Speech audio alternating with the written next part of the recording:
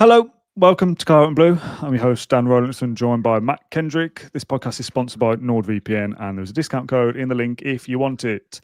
I drove to Villa Park tonight. I don't normally do that, so I've driven back, obviously. And I've had time to think about this podcast and what are we going to talk about and how do we start this. And you'll be pleased to know, Matt, I didn't think of anything. I don't know what to say, which I'm fully aware is not good professional broadcasting quality, but I don't really know what this episode is going to be. Do you? Yeah, well, just hearing that, I don't want to open up the row about our music again, but that music's a bit jaunty and jingly. Don't want to hear it. Encourage the idiots. Don't encourage it. But change the music. Change the music. I'm not trying to encourage a pile on about the music. I'm just trying to distract my attention away from Aston Villa. If I can do that for 30 minutes, I'm sorted. It's bleak. It's really, really bleak. The combination of a very lame to this point transfer window for Aston Villa, a Sunday night 7 p.m. kickoff, and I should be watching Heartbeat and having a bath. To be fair, you say that the atmosphere was better than I was expecting it to be. I think the Villa fans worked quite hard to try and get that going. Obviously, it fell flat quickly enough, but so 7 p.m. kickoff. Villa just having this kind of really bad vibe around it at the moment, almost like a stagnant summer. And then Crystal Palace, the baddies, the bad guys, and nemesis. And nemesis, is that the plural? I don't know. So it's just a recipe for a really, really grim end to the weekend. And I'm sure there'll be varying degrees of fury, frustration. But I think worry is the big thing for me at the moment, because this is probably the wrong time after a humiliating defeat, but we do try and look for bigger picture stuff. But I'm trying to look at the bigger picture, and at the moment, with what we've got, it just seems like it's going to be a long, hard slog. To approach anything near the levels that we've become used to and that we've been spoilt by in the last 2 or 3 years. There's a lot of talk in the chat about a Mings quote, which I've not seen, but I've quickly Googled while you were talking there. This is what Tyrone Mings says to Sky Sports. It was not good. The goals we conceded are really poor. Correct. I've seen some tough times at this club, and this isn't necessarily one of them. Now is the time to stick together. For it to go the way it did tonight is really disappointing. Blah, blah, blah, blah, blah. It's for us to stay calm, for us to act as professionally as possible. We're playing in the toughest league in the world, blah, blah, blah. The players that want to be here, now is the time to stay calm. The window will shut and we will see what players we have here.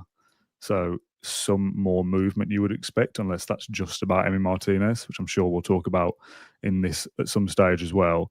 If there are to be others, perhaps the guy on the shirt behind me, Morgan Rogers, is there a last minute bid from Chelsea on its way? Who knows? I mean, the whole thing feels very, very messy. I think that's where some of the worry potentially comes from, that the summer business that we've done or haven't done, I suppose, is the kind of source of some of that frustration. However, we've seen 3 games now, and we say after 2, it's only 2. So after 3, can you say it's only 3? But when can you stop saying it's only 4, it's only 5, it's only 6? At some point, it's not just a blip, is it? It's the beginning of a trend. We've seen 3 poor games now, I think. Some of Newcastle to be excused. Then we started the second half okay. The red card changes it. Brentford really bad. I thought really bad. And tonight has ended up really bad, although at times I thought some of it was okay. I thought we had spells where we thought, this looks all right. This looks the best performance of the season so far. And the standards are low, but we're doing something. We've had a shot on goal at least. We're trying something. And that was probably the start of both halves. I don't know whether you agree or not, that there was something there. McGinn kind of clattering into people and kind of setting the tone in the way that we spoke about before. Okay, McGinn looks up for this. So Villa, therefore, should be up for it. And something changed, and all of a sudden we weren't up for it. And we looked second best throughout. And yeah, like you say, our nemesis has come back to bite us again with not just a defeat, 3 goals again. Like, how does this happen? How does this keep happening? It can't go on like this, can it? Unbeaten at Villa Park in the league for over a year, and then, absolutely kind of tatered at home. I'm struggling to listen, we expect there to be some movement tomorrow, don't we? We expect there to be. Do we? Even if it's outward, there's gonna be some movement, but Villa are gonna have to pull off something remarkable to re-energise this. To me, this is not the Aston Villa that we've come to know and love and respect in the last couple of years. Aston Villa have always been the swats over the summer, where they've got the homework done early. They haven't left it till the last minute, and yes, that's led to fairly boring transfer deadline days for Villa during most of Emery's spell here. But it's also led to a sense that we know what we're doing, we're calm, we're building here. So to have, and listen, we've spoken before, we can blame PSR, you can, blame lots of different external factors, but Villa should have managed this situation better. And let's give them the benefit of the doubt, because we've got one day left of the window. Maybe we can pull a rabbit out of the hat. But it's very unlike what we've come to expect. Yeah. It's like, because we've known since that fateful day at Old Trafford on May the 25th that we weren't having Champions League, so we've got to balance the books accordingly. We've tried to do part of that with the Ramsey sale. We banked however much for John Duran in January. We thought that was going to help to offset some of these problems. So to leave it to this stage now, that squad's too light. Respect to the kids that we got on the bench. Yeah, I like us to blood our youngsters and to see what not five of them though. Well, no, and not when you're still competing or trying to compete on several fronts, including okay, it's not the premier European competition, but you've still got to turn up and really compete in the Europa League. So I'm just really, really concerned that we've left ourselves light. And if there are going to be outgoings, we'll speak about Martinez shortly, I'm sure. Let's hope that we've got a few kind of lined up in the waiting bay that are. Oh no, I've lost him for the first time in ages. His internet's gone. Is that mine or yours? You still there? Oh, I think that was you then. The comments will tell us in a minute. I think we lost you then for a second. Oh Christ! Don't let that return to haunt us. I know, yeah. I've got a plugged-in connection, so I know. Maybe it was me. The comments will tell us in a minute. You said that hopefully they've got a few lined up in the bay, and they went birdie. But yeah, I'm just saying that I don't want Villa to be seen as this kind of desperate sad act on the last. We are though now. Lindelof, come on. Lindelof to me, and who knows, he could go on and be a brilliant signing, but it just smacks of Dendonka for me. That kind of market. We need a body, and I get that you need a body. And you're right, he might be good. It might be the Man United curse, and he's actually better. And he'll play against young boys at home. He'll play the FA Cup third round, and here and there give Conte a bit of a break, and he might do a job. But that is if Villa didn't have financial restrictions or some restrictions, but not as bad. That kind of player doesn't come through the door at this stage. It's absolute desperate, and he might be okay. And I will support him if he plays for us. But my God, it's not the window you want to be shopping in, is it? Lindelof, come on. No, I don't think he was on anybody's bingo card, was he? When we went into the summer saying, "Oh yes, what we really need." And I'm not trying to disrespect somebody before they've walked in the door, but yeah. I'd rather do it before they come in than after. Well, yeah. Let's be wise before the event. But yeah, it's not the one that's going to set pulses racing. It's not the one that's going to end our 3-game drought without a goal. Yeah. It's just, it looks very kind of pedestrian and very static. And I don't know, Dan, I don't like to be too doom and gloom, but I'm struggling to clutch for positives tonight. I don't expect you to give me any positives. I don't think there are any, to be honest. There might be a couple of little bits here and there, of course. Like, this isn't the end of the world, but it's that felt the most kind of despondent, maybe is the right word, that I've been inside a stadium under the Emery era. And I'm sure the comments will tell me that there was others that were worse. Stevenage was obviously crap, but just that feeling of it's happening again. Palace fans goading us, playing well, by the way. They're a good side. Like, this isn't the Crystal Palace are a bit of a meme that finished mid-table. Like, they're a good side now, genuinely. They've got a good manager and they've got some good players. That would absolutely get into our team. Gahey would be in there. Wharton would be in there, 100%. Mateta would probably be starting for us, to be honest, at the moment. So I'm not going to slag off Crystal Palace one jot, but you get that sense of, oh God, it's happening again here. Like, what is going on? Why can't we fix this? What are we doing? What's the options? The substitutes warm up in front of me, and it's Pau Torres, Luca Dean, and a couple of kids. And it's like, that's not going to change things, is it? That's not going to get us to score a goal. So it's that kind of sense of, this game's over already. Why am I even still here? Why did I stay till the end? 7 minutes of added time. What was the point of any of that? Do you know what I mean? It had that foreboding sense of doom. This is absolutely gone now. And that's a really hard feeling to escape sometimes for people and for fans to get over. We now have the international break to dwell on it. That'll be fun, won't it, for the next couple of weeks, trying to do Q&As and podcast episodes and whatnot. And for anyone who says take the week off, I'd like to, but I can't. If I was a fan channel, I would not be doing this, let me tell you. But you know what I mean? It's hard to get over that. Everton away started really well. We know what's going to happen there, don't we, with a certain floppy-haired, low shin pad guy. He's going to come and do something, I'm sure. Sunderland have won both of their home games, and it has that feeling of, oh, when are we ever going to score again? You know, that sense of, we're bad and you can't get out of the badness until you do. But I don't know, it just felt different. Something about that felt different to what we've had before. Yeah, it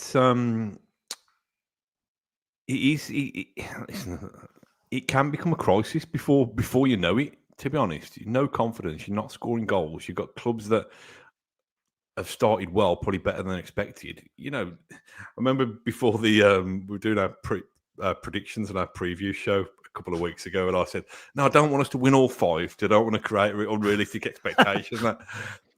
Villa, I don't mind you winning one of the 5. Do you know what I mean, or winning a couple of the 5. But I think it's clearly a financial hangover from missing out on the Champions League. But let's not forget, Dan, the back end of last season, what did we win? 9 out of 11? Yeah, something like that. Was it 9 out of 11? So we've got so much momentum there. So, but what have we lost since then? We've lost Rashford, we've lost Asensio, we've lost Ramsey. You know, you can say Disassi, can't you? Bailey. You can, probably Martinez is going to go. Now, of that 5 or 6 players that I've listed, some obviously have bigger impacts than others over shorter periods and longer periods. But have we replaced any of those? Not as it stands, no. Lindelof will replace Disassi, I suspect. Gesson is a replacement for, take your pick, Ramsey, maybe. Bailey, maybe. Buendia, maybe. I don't know. Asensio the talk was at some stage, will Asensio kind of replace himself? Will he come back and just slot straight back in? That doesn't look like that's going to happen now either. We spoke about that a couple of days ago, that the deal was not done, as was being suggested elsewhere. Villa said it was going to be a difficult deal financially, and he's now off to Fenerbahce. So that, as we can speculate now, says to me 2 things. We're really financially bleeped, and we couldn't even do Asensio, or we've got something else lined up that we perceive to be a better option than him, and we may see that tomorrow, I guess.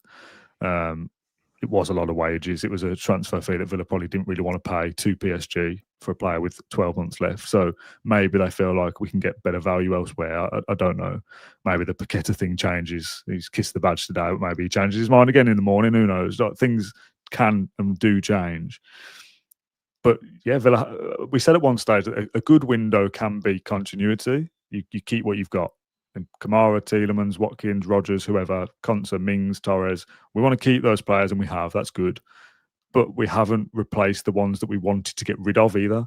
We want to get rid of Bailey, or we want to get rid of Buendia, or I don't know, whoever, Dendonka, Barrenechea, God knows who else has left this summer to get the wages down. We wanted to get rid of those players, but we haven't even replaced those either. So is Ramsey the answer? Is Bailey the answer? Maybe not. But we don't even have them to even bring on now. We don't have their replacements to bring on either. So we've left ourselves massively short with 1 day to go.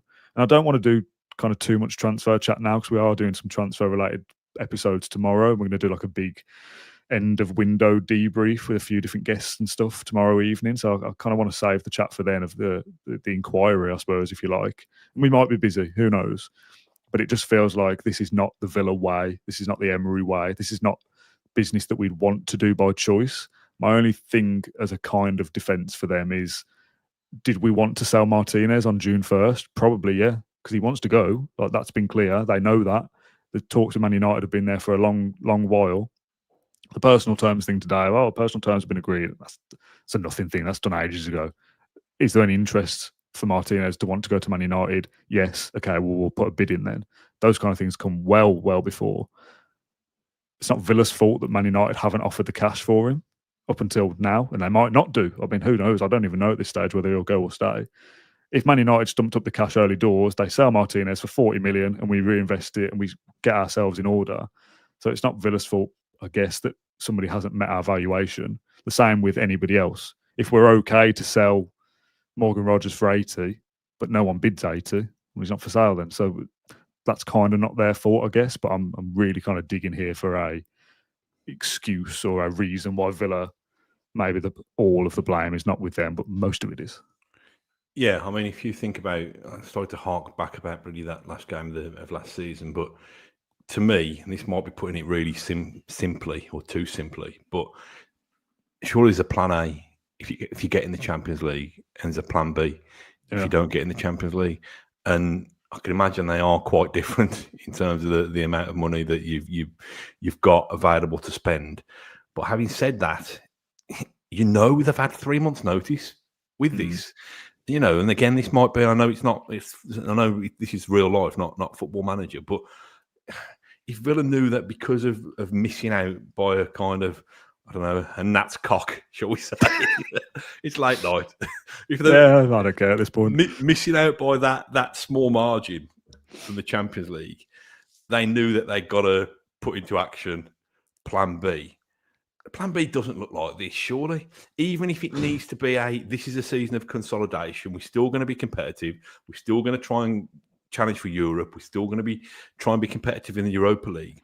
But could the recruitment been a little bit different? Could we have gone and tried to kind of, and I'm sure every club's trying to do this, but could we have gone to hoover up some of the younger players around Europe who just, might not be superstars, but the potential, because when we've signed promising young players in the past, we've done it for one reason, to make a profit on them and to loan them out and make a profit on them. But is there any danger of us trying to do that and getting some of them into the team? I think speaking to somebody at the match tonight saying the Lindelof link, which I don't want to kind of hammer him too much because he might be a steady job for us and he might be okay, and I hope he is, because if he's going to be a Villa player, I want him to do well, obviously. But that is like, the guy said to me something like, wow, like if we're going for him, that shows you how bad it is. And it's kind of like, yeah, that's the point. That's what we've been saying all summer. We're so restricted by the rules and the financial wiggle room for PSR, SCR, wage ratio, blah, blah, blah, blah. Everyone's sick to death of hearing about it. Lindelof is your saviour of a defensive recruitment on penultimate deadline day. That's how bad it is. So I don't think we can do a 15 million player from the second division in Germany to try and flip next year for 30 million. I don't even think we've got the ability to do that. That's how bad it's been and that's how difficult it's been. And I know for a fact I will be foreseen to be, you're sticking up for the club and you're just towing the line and all that crap, which is a load of rubbish for a start. But that's the situation. I don't know if we can even expect anything tomorrow unless Martinez goes and we get 30 million and Sancho comes in on loan and we get a goalkeeper for 15 and we go, right, okay, that's your lot. Let's crack on. And if the players who are here left after that, you've also got to do your job, no? Like, that's partly where my frustration comes from. The players that are left, Emery wants you, you're here, you're not for sale. Do your job then. You're being paid a lot of money to score goals, win football matches. So why aren't we? Like, talk about the financial side all you want, and we haven't got the recruitments. All right, well, we've still got 13, 14 good players, European level players, the players that got us into the Champions League, got us into the quarter-final of the Champions League. Watkins barely had a kick all season. Tielemans, Kamara's obviously injured. Konsa, Mings, all these players were here last year and were good. So what's happened? We all just feeling sorry for ourselves because Jacob Ramsey's gone. Get on with it. Get on with it. You're paid to do a job. You're paid very, very handsomely to win games. Get on with it. Yeah, I think my problem with it is that I don't know how we create chances and score goals at the moment, because if you think, I actually looked at the lineup today and thought, well, it's a little bit different. Well, I thought it was a good lineup, yeah. I thought we might have a chance there. Naive old me forgetting it was Crystal Palace and forgetting we were crap at the moment. But I thought we got a chance. But if you look at some of, in the what, because I've been complaining certainly after the Newcastle game that we didn't have any width. It was all too narrow. Yeah. So we effectively played, I suppose, marauding fullbacks on both sides in terms of Motson and Cash, and you've played maybe not what you call typical wingers, but you've played people who are prepared to start out wide. But I know you can't expect these things to gel straight away. But not once did they play as a partnership down the left or play as a partnership down the right. You almost got the sense that your left and right wingers were blocking the attacking space for your left back and your right back. And if that's not functioning as it should, and again, perhaps give that a little bit of time, because those combinations wouldn't have started games, very often or before. And it comes back to Morgan Rogers for me as well. Again, had spells and little flashes of looks better in the middle, getting the ball to feet and turning. Oh, something there. Something is today the day that he does something differently. No, something missing though, isn't there, Dan? Is it physically? Is he carrying a knock? Is he? I wouldn't like to think that he's somebody who could have his head turned particularly. I think he's.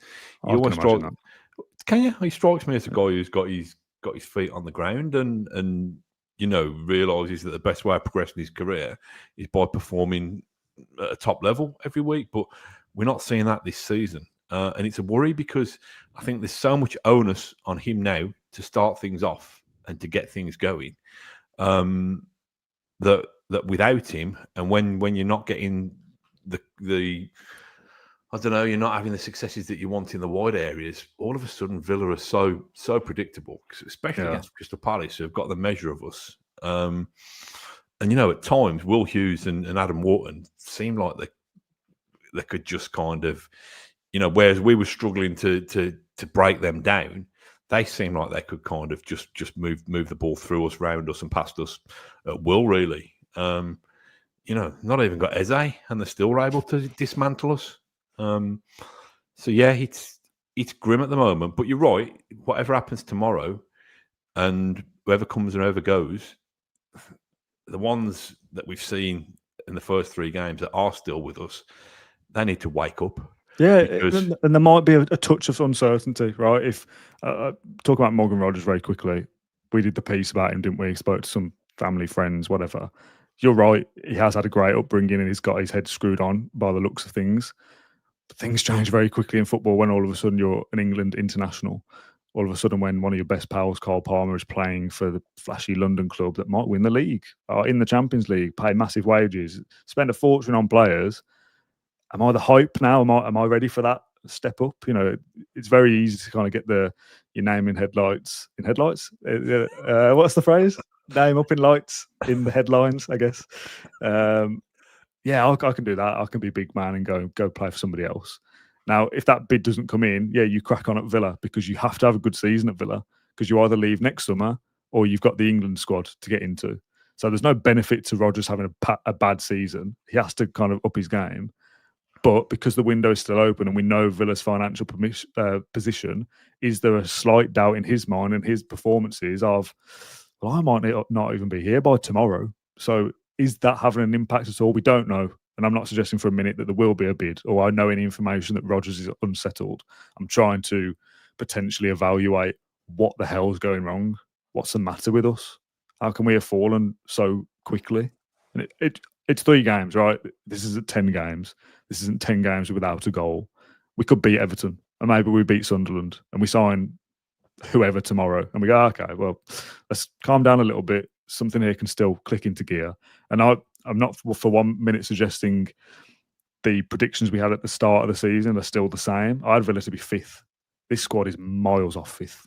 Miles off it. I think it's top half. I think it's 10th, 9th with an outside chance of getting into Europe again. but even finishes 7th for me and getting into the Conference League as of right this evening is going to be very, very tough. And if we're pinning our hopes on all the conversations about, finish 17th and win the Europa League, this is what finishing 17th will look like, losing lots of games. Do we want this for the rest of the season if we win the Europa League, which is no guarantee, by the way, and that will be difficult with this squad as well.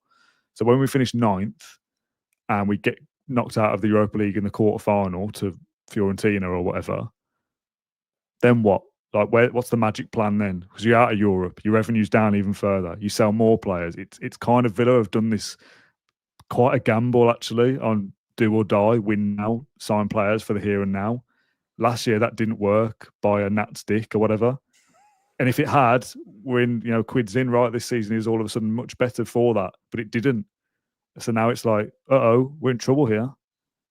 So it's going to be very difficult, I think. Very, very difficult, unless things change very quickly. Because something is wrong, whether that's mentality, if we're being over complicated in our tactics, if Emery is giving too much information, whatever it is, do we need to strip it back to basics and kind of rip it up and start again? I don't know, but something clearly in these first 3 games is massively wrong. Massively.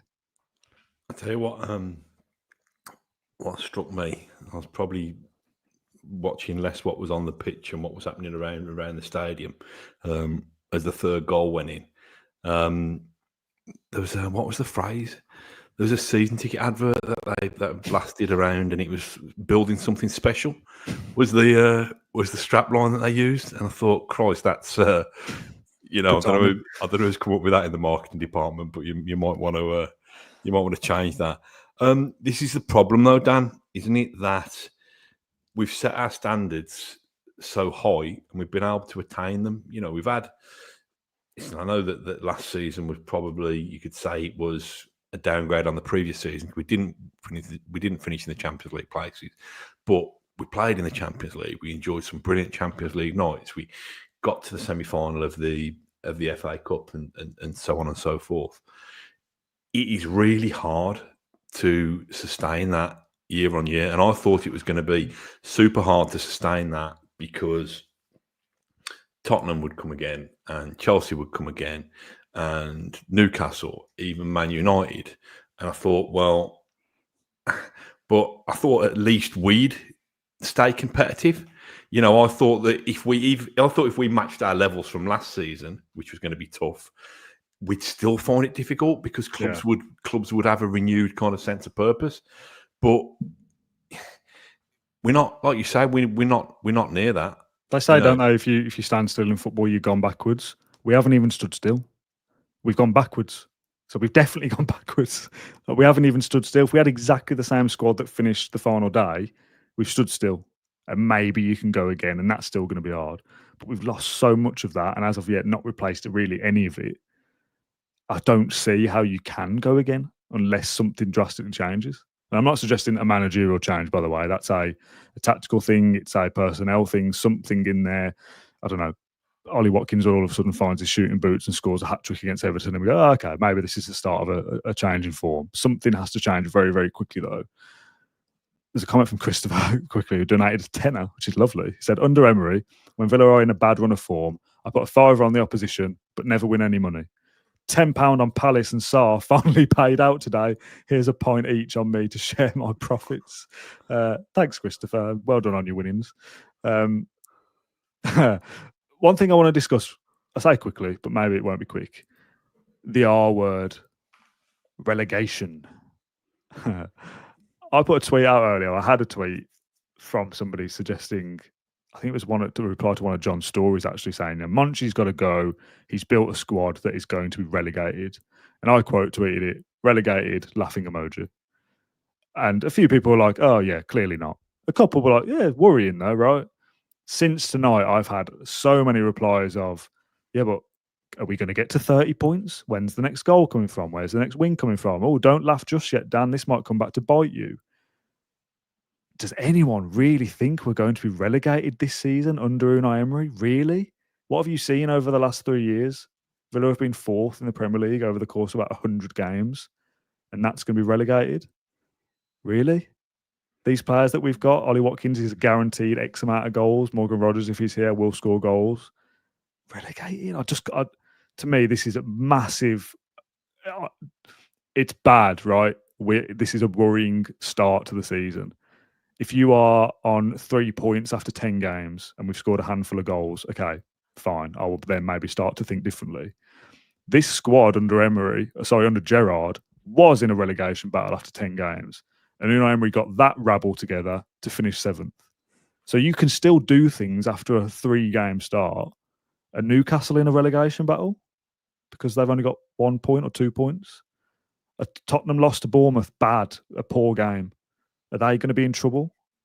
Are we really do you know what I mean? I feel like I'm the idiot here for suggesting we won't be relegated. Unai Emery's Aston Villa, relegate? Really? Come on. I don't know what you want me to say. I don't think we'll be relegated, but I think the possibility of us being spending some of the season in the bottom half of the table is not beyond the realms. Yeah, that was last year. We were 12th at Christmas. We finished 6th. Things change. Yeah. My advice would be, gamble responsibly. If you think we're going to be relegated, put a tenner on it and you'll win big at the end of the season. I checked earlier when I saw this comment. We're 50-1 with certain bookmakers to be relegated. Man City are 20-1. They're more likely, apparently, from the bookies to be relegated after their loss to Brighton. Are they going to be relegated? Do you know what I mean? Just calm down. And if this and that tweet looks silly in May, I'll do anything. I'll tattoo my head, whatever. I don't care. There's no way under Unai Emery, specifically, footnote there, if he's sacked and we get Sam Allardyce in and he relegates us, different. Under Unai Emery, if he is the manager, I don't believe we'd even finish in the bottom half. Never mind relegated. I think that's absolutely crazy. And everyone's got their own opinion, fine. I think you're just mad at the start of the season. You're mad at the rules and you need something to take it out on. But if anyone genuinely believes we're going to be relegated, put some money on it. I think people are right to be mad and upset. I'm mad. Can you not tell? I don't think we'll get relegated. Right, I didn't say we were going to get relegated. Don't take it out on me, you mardy git. It's mad. Madness. Yeah, I think at the moment, Dan, we're just all a bit fearful, and I don't think we're going to get relegated. Good. I don't think at this moment, 5-11 on Sunday night, after seeing our unbeaten run ended in really depressing circumstances, I don't think we're going to finish in the top 7 European places either. No, I don't at the moment. I probably still think we'll win the FA Cup and the Europa League because that's my default setting. But people are worried, and we've seen Villa's kind of boom and bust cycles happen before, and we thought it was different this time. Emery achieved what O'Neill couldn't by getting us into the Champions League, and we thought that, perhaps naively, now the door's opened, we can kind of stay there and we can improve, and we can not only be in the Champions League year on year, but we can perhaps even challenge for the title. Yeah, we had those conversations, didn't we? How many signings are we away from challenging for the title? Yeah. I'd probably say about 25 now. And so I think, listen, it's football, it's emotional, isn't it? So I think there'll be probably people who actually do think, oh crap, we are going to get relegated, and there'll be others who are just using it. Some in the comments, you need to wake up. In the 60s, 1987 and 2015, we all thought we were too big to be relegated, but it happened. Wake up. I don't think it's about too big. I think we too good. I think even with the squad that we've got, that's well short of where we need it to be. I think it's still well above the conversation that we have at the moment. But I do think that we've seen this. Like this is if you go through Aston Villa's history, certainly in the last 40 years since we won the European Cup, Villa do it. They flirt. They flirt with being on the brink of achieving something special, and then when they've got you and you dare to dream and dare to believe, that's when the rug gets pulled. And I think we felt it was going to be a little bit different this time. And we did an episode, didn't we, a couple of weeks ago, Dan? And it was me talking. Well, not just me talking. Me, you, and Dan. Me, you, and John talking about. Oh, we like this new feisty Aston Villa that we'll have a little moan and the Premier League corrupters bleep. And all this kind of stuff, and we're not going to take this lying down. And then where's that feistiness gone? Actually, the flattest, limpest, most lame kind of perform. Well, not back on the game, briefly, I thought we're getting back on top until that second goal went in. And then that one, we just wilted, didn't we, on the back of that goal? And you looked to the bench and you thought, this looks quite flimsy here, doesn't it? There's parts of that game where you thought, like I said before, this is our best performance, or this is our best moment of the season. There's something here, a couple of quick passes, turn of pace all of a sudden, playing with intensity. Okay, this is it. Surely the goal comes. Watkins had a good chance, didn't he, before half time that I've not seen back since. Probably maybe should have done better with. I think it just hit Henderson in the face. There's been a couple of chances. Gesson's had a chance saved, hasn't he, as well? So it's not been a Villa did absolutely nothing. Yeah, we've not scored, but do you know what I mean? Like, it wasn't a terrible, terrible, terrible performance for 90 minutes. There were terrible parts of it, absolutely. We've lost 3-0 at home. The unbeaten run comes to an end. We can't even hold on to that anymore. And of course, it was Crystal Palace that was going to end that unbeaten run. But it wasn't awful in places. I feel like I'm going to be misconstrued or misrepresented here as everything's rosy and everything's fine. It isn't, but it's not as bad as I'm seeing people suggest it is. That it's the 3 worst teams than us. Yeah, I think there's probably 6 or 7 worse teams than us, to be honest. That the bottom end of the Premier League isn't very good. I hope we can beat some of them then. Well, we're going to have to, and things are going to have to change, right? Because otherwise we will be down there. But I still have faith in Emery to find the fix. I still have faith in the players that are left. Youri Tielemans was one of the best midfielders in the league last year. Is he a bad player now? Because we've lost lost the first 3 games. We haven't. We've lost 2 out of the first 3. Is Ollie Watkins now going to score 3 goals all season as opposed to his customary 15 plus? What's going to spark it then, Dan? What do we need to happen? I don't know. Because if that squad, let's say, I don't think it will happen. I think there will be some movement. But let's say we go into 2 weeks yesterday away at Everton, and we've got exactly the same squad. Okay, we might have Onana back fit, and we might have Kamara, and we might have whoever else, Barkley and Garcia back fit. What is going to change as that squad, with the coach and the backroom staff that they've got, and with the squad, what they've achieved so far? Is there enough in that squad to spark this back into life? I think so. What that tactical change is, I couldn't tell you, because I don't know enough about the tactical game to suggest, if we just do this and we just do that, maybe something's different. I think there's enough quality in that squad to beat most sides in the Premier League. We've seen that for the last couple of seasons. Does it need more? Absolutely. Do the players we have need to step up and do more? 1,000,000%. It just needs a scrappy 1-0 win away at Everton, bounces off Ollie Watkins' backside. It's his goal, but he's off the mark. Villa are off the mark. They've scored the goal. They've won the game. Somebody needs to step up and take the game by the scruff of the neck. Whether that's McGinn, Kamara, Tielemans, whoever. I'm going to be the difference today that makes Villa get their first points on the table properly. Going to get their first win. It's on me to go and grasp that. That's on the players. It's not on PSR. It's not SCR's fault that we can't, score a goal off a corner. Every corner we take is headed away by the defenders. Every single one. Corners. Every single one. I'll tell you something, Dan. Corners. I mean, that was brilliant from Austin McPhee's box of tricks today. That Matty Cash, Ian Martin thing. I mean, who would have thought that it wasn't going to be Matty Cash who was playing an in-swinger after all? And honestly, Christ, if he was doing magic at your wedding, it wasn't. It was hardly the biggest deception or decoy you've ever seen. And the thing is for me, Dan, and I don't want to dig out too many players individually, but is Marlon an upgrade on Bailey? Maybe possibly an upgrade on Bailey of last season, but he's definitely a downgrade on Bailey of 2 or 3 seasons ago. Do you know what I mean? We thought probably for most transfer windows over the last 3 or 4 years, if only we can upgrade Matty Cash, if only we can get a new right back in. He's taking free kicks now as well. Well, listen, we probably still all agree that we do need to upgrade Matty Cash, but that's one of several problems that we've got now. We've got several positions where we don't have an outstanding starter. Matty Cash will get a new contract anyway, so I won't worry about that. Well, listen, I don't want to scapegoat people, but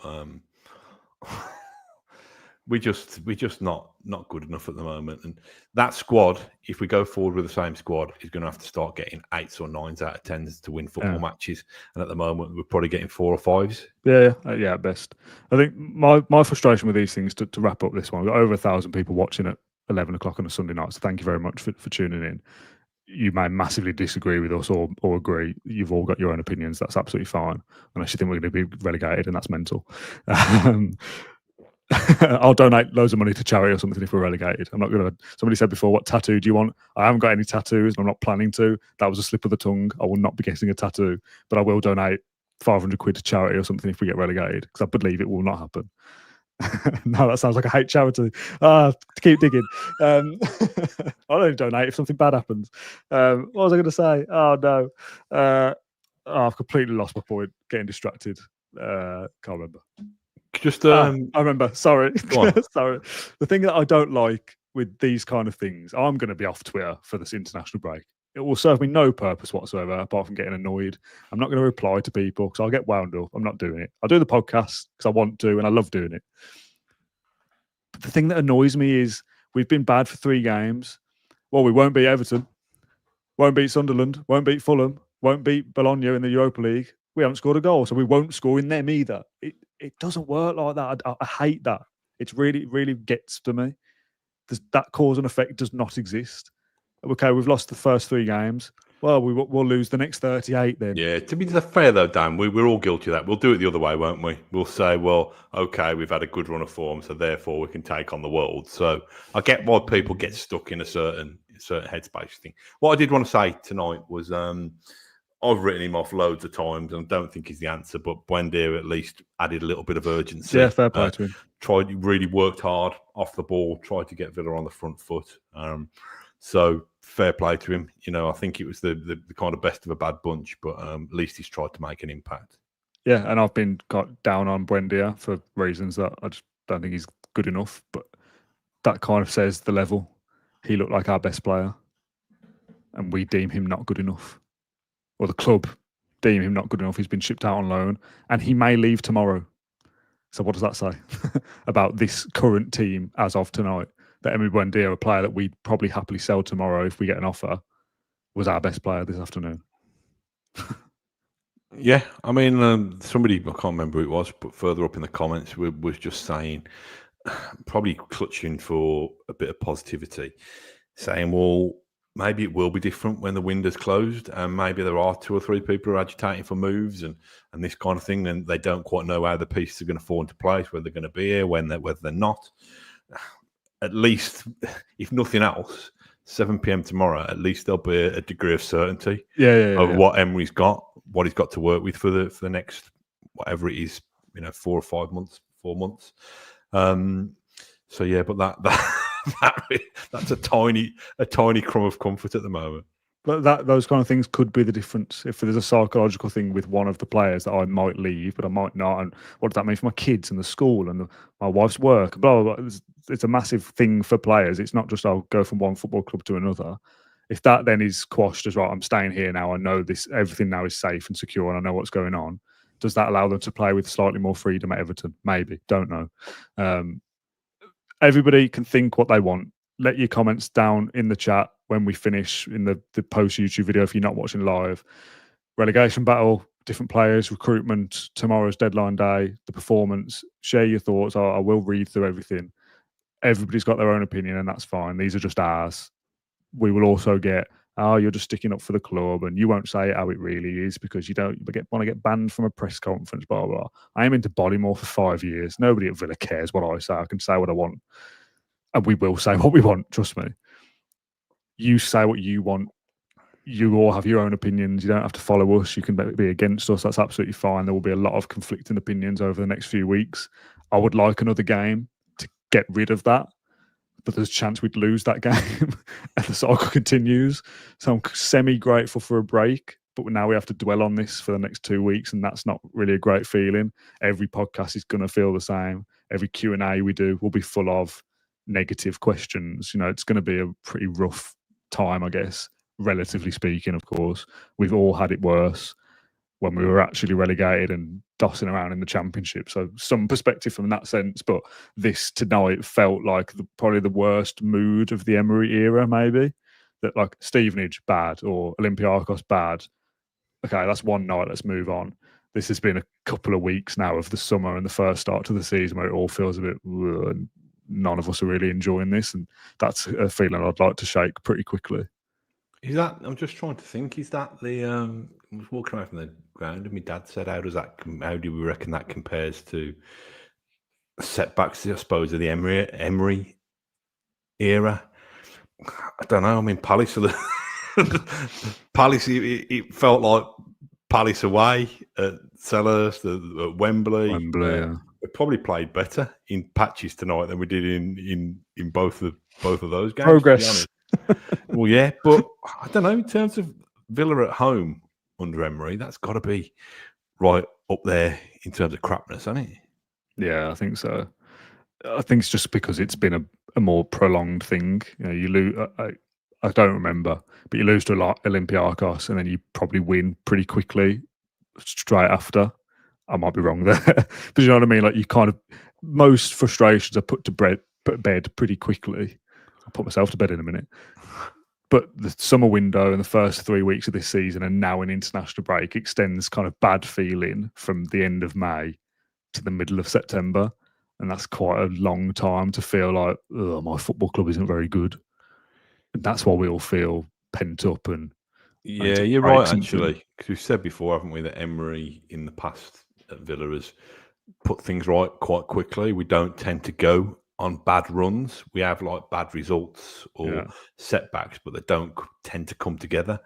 And like you say, if you're judging this all under Manchester United at the back end of that last season, the start of this season, and when you're seeing no fresh blood coming in, if you like, and you know, potentially losing some of your players, it feels like more, I don't know, a longer, more concerted period of depression than we've been used to during his whole time here.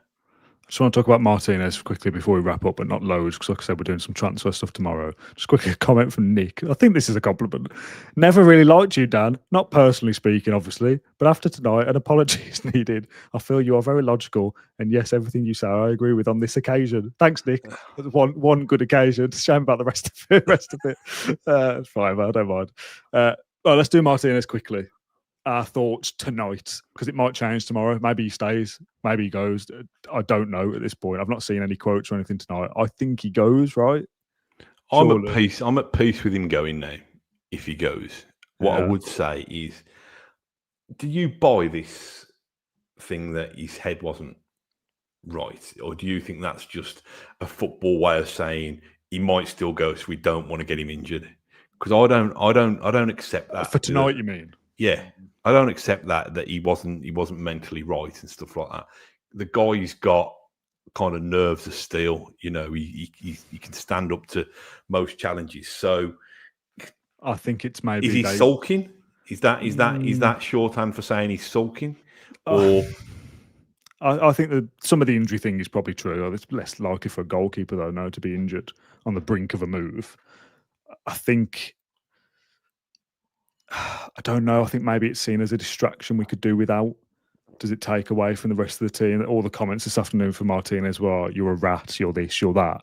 If he starts tonight, but the expectation is he's still going to leave, do we not give him stick in the game and stuff, and that's a distraction for the rest of the team? Well, if he starts tonight, does that not quell some of the... Even if he does leave tomorrow, does him starting not quell some of the unrest about him leaving? Maybe. Depends which angle you take it, I guess. I'm not sure. I don't know. I'm not sure Villa fans turn on a player in those circumstances. Maybe I'm being naive. I think you think? Yeah. You think? I think so. We spoke about this, and we've got a little archive thing now, so I could find it if I could be bothered, but I can't. I had a theory last year. I don't know whether you remember, but when we spoke about Douglas Luiz dropping off and then he was sold, if there was a player that dropped off at a point last season and then were sold, is there like a period where you go, that was the moment they were told they were going and then it was a drop-off? the talks for United and Martinez apparently date back to January. And we said all throughout last season that Martinez was not having a great time. So does he know at that point, well, I'm probably leaving in the summer, it's do or die, I have to do something good now, and then my performances drop off, then I cry at Spurs, I'll leave soon, right?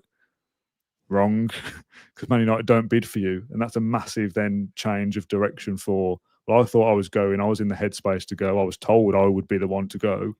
And all of a sudden Jacob Ramsey goes, and that came from left field, really. I mean, Howe and Newcastle were interested, but did we foresee selling him then? Probably not, because you maybe expect Martinez goes first. So when he doesn't, but he wants to go, and he's saying he wants to go, and I think, to be fair, if Villa get a decent offer, they're okay to get rid of him because they feel they could replace him. But do you really wait till the day before deadline day to kick up a fuss? That I don't like that. Do it before the start of the season when you're suspended for the first game. By the way, I'm not going to play again. Like, come on, Man United, put the money up for me. To do that now and leave us in the lurch, I mean, Bizot, yeah, whatever, fine. We've got a game tonight and you're saying I'm not playing. I don't like that. Yeah, I'm not sure. I'm not sure because what happens, if it doesn't, these things are not set in stone. That's what I mean. Is there a way back for Martinez? If don't even know if he's from what we led to believe, he's not even Man United's first choice, is he? Yeah. So I find that very strange. If having played last week and almost put the tears to bed. Yeah, like it seemed normal, right? Like I'm here now. Like, yeah, I think that's a very strange. Molly, who knows with player power? Who's in their ears and who's advising them and that kind of thing. Is there a way back for him? I think there potentially is. I think he's have to be, wouldn't I? think he's a really well paid, really kind of valuable asset for a start, and he's still a very good goalkeeper. I'm at peace with him leaving, but equally, if that deal doesn't get over the line and he's deemed to be our best goalkeeper at the club, which why wouldn't he be? Although I know he's not the world's number one now that now that Bizot has replaced him in terms of his new chance. But yeah, it's a funny one. I mean, half of me, and maybe this is based on very limited experience of seeing the new goalie. I think Villa's issues. Listen, Bizot is not going to be Emi Martinez. He's not as good in probably most aspects of goalkeeping as Emi Martinez. But I actually think the money that you make from Martinez now is better invested in somewhere else, in talent further up the pitch. That's not to say, I think there's been talk about Villa potentially. Villa sounded out somebody from Portugal or somebody. Yeah, Diogo Costa, Porto's keeper. So, listen, I think if Martinez does go, you probably do need a replacement for him. But I'd want some of that cash to be reinvested in somebody with a little bit of pace and a little bit of life who could do some more damage at the other end of the pitch, to be honest. Sky Sports News apparently said that a deal for Sancho could progress, and whether that's actual or whether it's a kind of 2 and 2 together, Martinez to you, Sancho to us, and some money, I would hope. If that's a straight swap, I don't think that's great value from Villa's perspective. I don't like Sancho at all. I really don't. But I wasn't keen on Rashford before he joined either, and he turned out okay. So again, if Sancho becomes a Villa player, I will support him, as I always say. But it's not quite the Lindelof, but it's doesn't fill me with massive confidence. Yeah, I mean, we don't really want to be. I mean, probably years gone by, I wouldn't have minded us having kind of Manchester United's rejects if they're people like Paul McGrath. But Manchester United's rejects, where it's the worst Manchester United team I've seen in my lifetime. Yeah. I don't know. I don't mind Sancho. I do think he's got to get to that stage though where he needs a home, doesn't he? Really, he needs some stability and try to settle down and try and get 2 or 3 good seasons out of him. I don't know. I'd take it at the moment, Dan, because I think we definitely need something different. We definitely need a spark in the forward areas and a bit more pace and a bit more directness. So, I'll probably have an open mind on it. Yeah. Okay. Let's wrap up then for tonight. I've slowly got more slouched in my chair, more relaxed. we will be doing some transfer bits and pieces tomorrow. Thanks to everyone who joined us live this evening. Really do appreciate everyone getting in, whatever opinion you have. And I'll kind of joke about, relegated, you must be crazy. That's what you think. Fine. I just massively disagree. But that's football.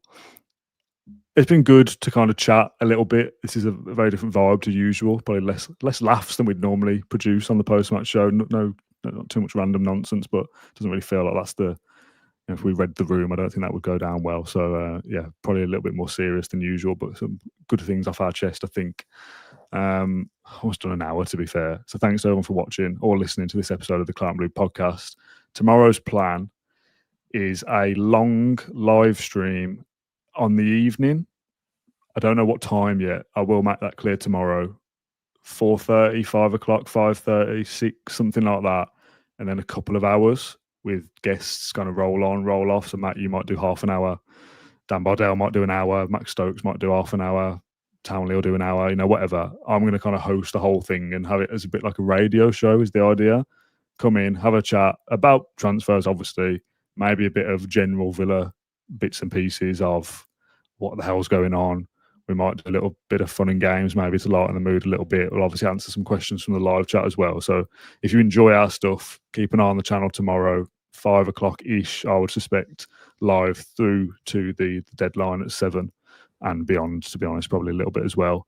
If Villa do some deals, great. Let's talk through that. If we don't, there's still plenty of talking points because why haven't we signed anybody?